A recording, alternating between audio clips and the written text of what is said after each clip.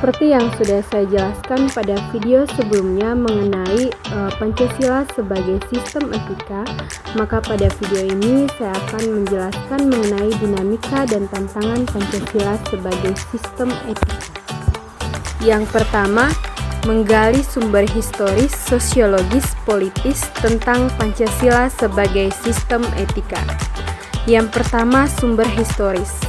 Sumber historis pada zaman Orde Lama, Pancasila sebagai sistem etika masih berbentuk sebagai filosofi Groundsley atau Weltanschauung. Artinya, nilai-nilai Pancasila belum ditegaskan ke dalam sistem etika, tetapi nilai-nilai moral telah terdapat pandangan hidup masyarakat. Masyarakat dalam masa Orde Lama telah mengenal nilai-nilai kemandirian bangsa yang oleh Presiden Soekarno disebut dengan istilah berdikari. Kemudian pada era reformasi, Pancasila sebagai sistem etika tenggelam dalam hiruk-pikuk perebutan kekuasaan yang menjurus kepada pelanggaran etika politik. Salah satu bentuk pelanggaran etika politik adalah abuse of power, baik oleh penyelenggara negara di legislatif, eksekutif maupun yudikatif. Penyalahgunaan kekuasaan atau kewenangan inilah yang menciptakan korupsi di berbagai kalangan penyelenggara negara. Yang kedua, sumber sosiologis. Sumber sosiologis Pancasila sebagai sistem etika dapat ditemukan dalam kehidupan masyarakat berbagai etnik di Indonesia. Misalnya orang Minangkabau dalam harbu musyawarah memakai prinsip bulat air oleh pembuluh, bulat kata oleh mufakat. Masih banyak lagi mutiara kearifan lokal yang bertebaran di bumi Indonesia ini sehingga memerlukan penelitian yang mendalam. Yang kedua, sumber politis. Sumber politis Pancasila sebagai sistem etika terdapat dalam norma-norma dasar.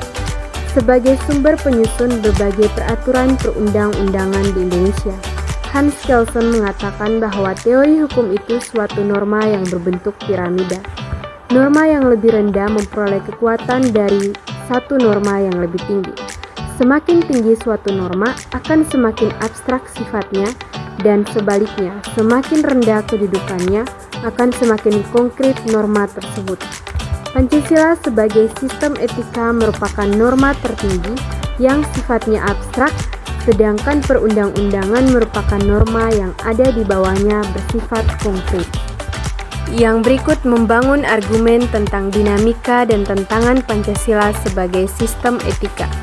Yang pertama, argumen tentang dinamika Pancasila sebagai sistem etika. Pada masa Orde Lama, pemilu diselenggarakan dengan semangat demokrasi yang diikuti banyak partai politik, tetapi dimenangkan 4 partai politik, yaitu Partai Nasional Indonesia, Partai Muslimin Indonesia, Partai Nahdlatul Ulama, dan Partai Komunis Indonesia.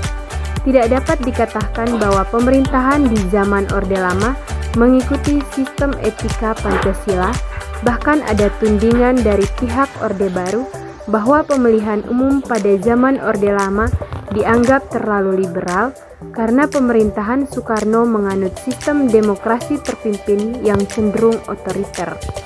Kemudian pada zaman Orde Baru, sistem etika Pancasila diletakkan dalam bentuk pendetaran keempat.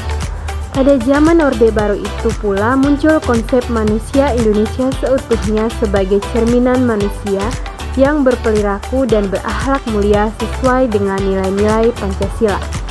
Manusia Indonesia seutuhnya dalam pandangan Orde Baru artinya manusia sebagai makhluk ciptaan Tuhan Yang Maha Esa yang secara kodrati bersifat monodualistik, yaitu makhluk rohani sekaligus makhluk jasmani dan makhluk individu sekaligus makhluk sosial. Manusia sebagai makhluk pribadi memiliki emosi yang memiliki pengertian, kasih sayang, harga diri, pengakuan, dan tanggapan emosional dari manusia lain dalam kebersamaan hidup. Yang berikut, sistem etika Pancasila pada era reformasi tenggelam dalam euforia demokrasi. Namun seiring dengan perjalanan waktu disadari bahwa demokrasi tanpa dilandasi sistem etika politik akan menjurus pada penyalahgunaan kekuasaan serta machiavellisme atau menghalalkan segala cara untuk mencapai tujuan. Sofyan Effendi menyatakan bahwa moral bangsa semakin hari semakin merosot dan semakin hanyut dalam arus konsumerisme, hedonisme, eksklusivisme, dan ketamakan karena bangsa Indonesia tidak mengembangkan blueprint yang berakar pada sila ketuhanan yang Maha Esa. Yang kedua, argumen tentang tantangan Pancasila sebagai sistem etika. Pertama, tantangan terhadap sistem etika Pancasila pada zaman Orde Lama berupa sikap otoriter dalam pemerintahan sebagaimana yang tercermin dalam penyelenggaraan negara yang menerapkan sistem demokrasi terpimpin. Yang kedua, pada zaman Orde Baru terkait dengan masalah nepotisme, kolusi, dan korupsi yang merugikan penyelenggaraan negara. Hal tersebut tidak sesuai dengan keadilan sosial karena nepotisme, kolusi, dan korupsi hanya menguntungkan segelintir orang atau kelompok tertentu. Yang berikut pada era reformasi berupa euforia kebebasan berpolitik sehingga mengabaikan norma-norma moral. Misalnya munculnya anarkisme yang memaksakan kehendak dengan mengatasnamakan kebebasan berdemokrasi. Yang berikut mendeskripsikan esensi Pancasila sebagai sistem etika. Pertama, hakikat sila ketuhanan terletak pada keyakinan bangsa Indonesia bahwa Tuhan sebagai penjamin prinsip-prinsip moral. Artinya setiap perilaku warga negara harus didasarkan atas nilai-nilai moral yang bersumber pada norma agama. Setiap prinsip moral yang berlandaskan pada norma agama, maka prinsip tersebut memiliki kekuatan atau force untuk dilaksanakan oleh pengikut-pengikutnya. Kedua, hakikat sila kemanusiaan terletak pada actus humanus, yaitu tindakan manusia yang mengandung implikasi dan konsekuensi moral yang dibedakan dengan actus homini, yaitu tindakan manusia yang biasa. Tindakan kemanusiaan yang mengandung implikasi moral diungkapkan dengan cara dan sikap yang adil dan beradab sehingga menjamin tata pergaulan antar manusia dan antar makhluk yang bersediakan nilai-nilai kemanusiaan yang tertinggi, yaitu kebajikan dan kearifan. Ketiga, hakikat sila persatuan terletak pada kesediaan untuk hidup bersama sebagai warga bangsa yang mementingkan masalah bangsa di atas kepentingan individu atau kelompok. Sistem etika yang berlandaskan pada semangat kebersamaan, solidaritas sosial akan melahirkan kekuatan untuk menghadapi penetrasi nilai yang bersifat memecah belah bangsa. Keempat, hakikat sila kerakyatan terletak pada prinsip musyawarah untuk mufakat. Artinya menghargai diri sendiri sama halnya dengan menghargai orang lain.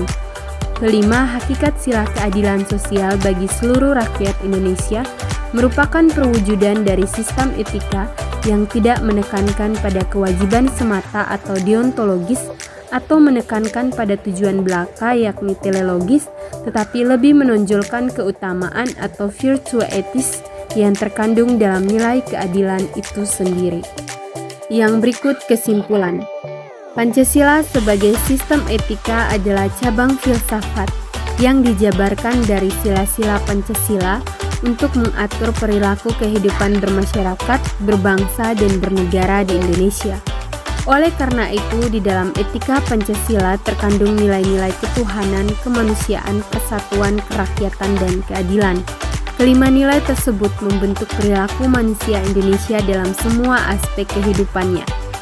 Pentingnya Pancasila sebagai sistem etika bagi bangsa Indonesia ialah menjadi rambu normatif untuk mengatur perilaku kehidupan bermasyarakat, berbangsa, dan bernegara di Indonesia. Dengan demikian, pelanggaran dan kehidupan bernegara seperti korupsi atau penyalahgunaan kekuasaan dapat diminimalkan.